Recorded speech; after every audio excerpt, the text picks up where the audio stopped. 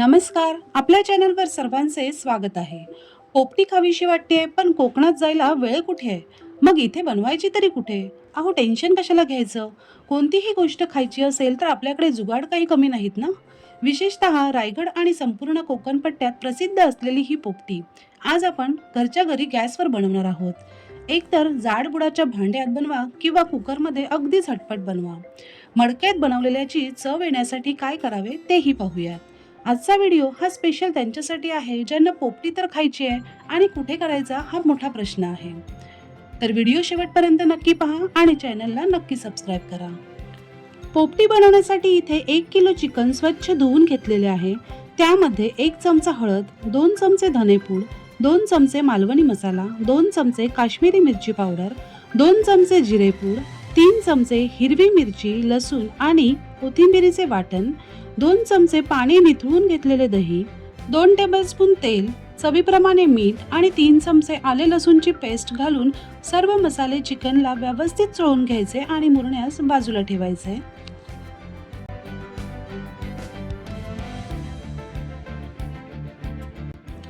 तोपर्यंत इथे तुमच्या आवडीनुसार या सीझनला जी कंद मार्केटमध्ये अवेलेबल असतात ती स्वच्छ धुवून असे तुकडे करून घ्यायचे आहेत.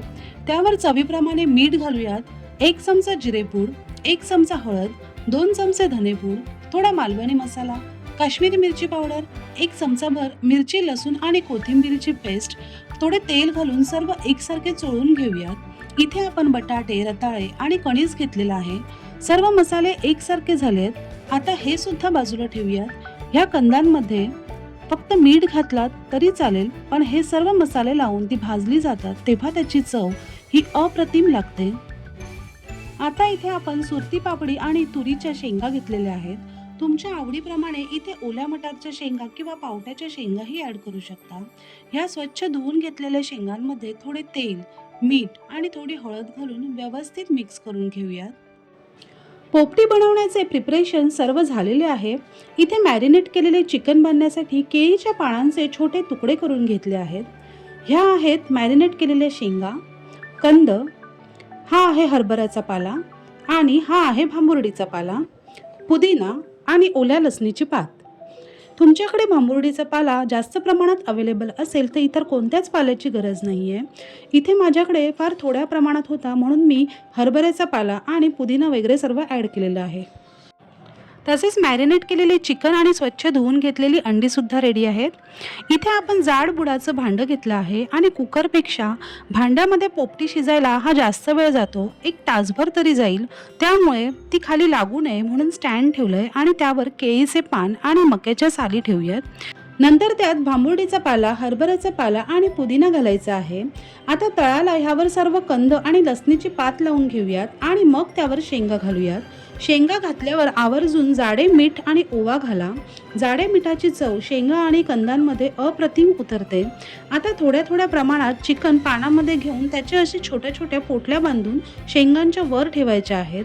त्याआधी अंडी लावून घेऊयात आणि मग चिकनच्या पोटल्या, शेंगा, कंद आणि चिकनचे थर वर खाली कसेही लागले तरी चालतील.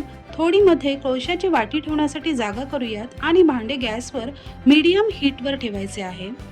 आता यामध्ये कोळसा पेटवून त्यावर तूप सोडून झाकण लगेच गच्च लावून घ्यायचे आहे. वाफ अजिबात बाहेर जाऊ नये म्हणून असे जड काहीतरी त्यावर ठेवायचे. आणि तुम्ही जर कुकरमध्ये बनवत असाल तर सर्व प्रोसिजर सेम करून कुकरला 7 ते 8 शिट्या काढायच्या आहेत, त्यासुद्धा मीडियम फ्लेमवरच. कुकरमध्ये पोपटी अगदी झटपट शिजते. तासाभरानंतर आता आपण पाहूयात. भांबुर्डीच्या पाल्याचा आणि ओव्याचा सुगंध इतका जबरदस्त दळवळतोय. आता परातीत ओतण्याआधी चिकनच्या पोटल्या पहिल्या बाजूला करून घेऊयात आणि मग सर्व ओतूयात. मग कधी करताय घरी पोपटीची पार्टी? चिकन उघडून पाहूयात. ते अगदी रसरशीत शिजलेलं आहे आणि बाकी सर्व कंद पण व्यवस्थित शिजले गेलेले आहेत. कोळशामुळे त्याला फार सुंदर असा स्मोकी फ्लेवर आलेला आहे. आता ह्या गारव्यात नक्की करून बघा आणि शहरात राहूनच कोकणातल्या पोपटी पार्टीचा आनंद घ्या. आणि रेसिपी आवडली असेल तर नक्की लाईक आणि शेअर करा आणि अशाच पारंपरिक रेसिपींसाठी चॅनलला नक्की सबस्क्राईब करा. धन्यवाद.